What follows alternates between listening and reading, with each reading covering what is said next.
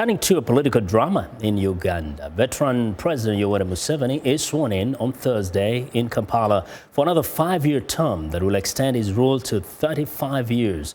On Wednesday, opposition leader Kizza Besigye took oath of office as an alternative government and was arrested soon after. Museveni officially won 60% of the votes in the February election, which the opposition says was rigged. Protests have erupted since, leading to clashes with police and dozens of arrests. Authorities blocked Facebook, Twitter, WhatsApp and other social media, citing security concerns ahead of the ceremony.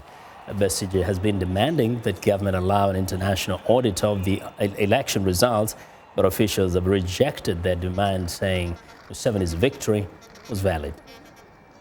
Now, for more on the situation in Uganda, joining us by phone from Kampala is Chris Higenyi.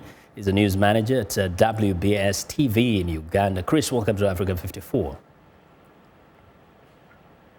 Hello. Yes. Now, Chris, first, everybody was just looking at the drama that unfolded in Kampala. Let's start with what is known about Mr. Kizza Besigye, who was arrested just before the swearing in of Mr. Museveni today. The opposition leader was arrested shortly after his appearance in the capital, downtown Kampala, caused a bit of commotion between his supporters, and then immediately after, a video of him swearing in and, of course, declaring that he's forming an alternative government. He was arrested and taken to a notorious police station where he is usually taken whenever such an arrest occurs.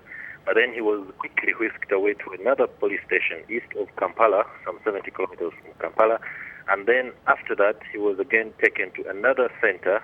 But speculation is pointing to Moroto district, that is about 400 kilometers northeast of the capital, Kampala. But WBS has not been able to independently verify that he's in Moroto, although speculation points to the fact that he's there.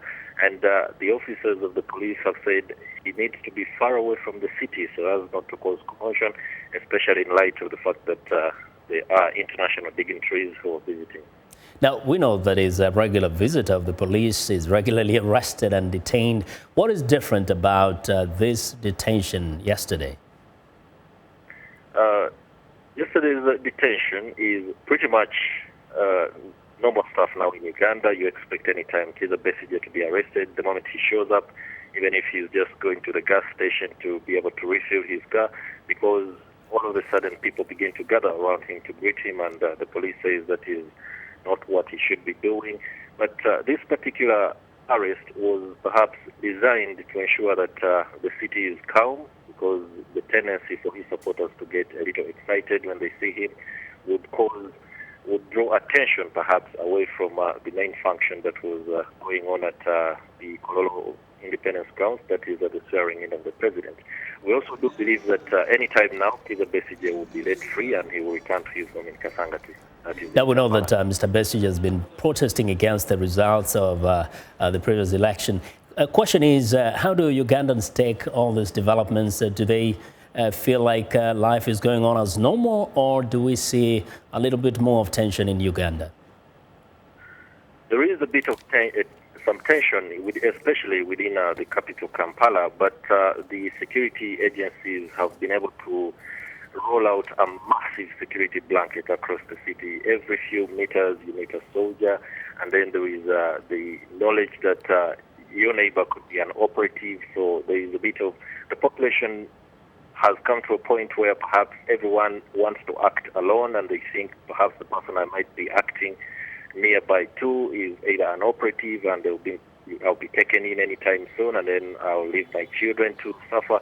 So there's a bit of nervousness, there's that fear, and then people choose to go on with life, and some, especially the opposition supporters, hope that perhaps something, a bit of a miracle can happen along the way, and then there can be a change of government. But all in all, the city is now calm. There is people going on with what they're doing. Others are going back home after, of course, the day.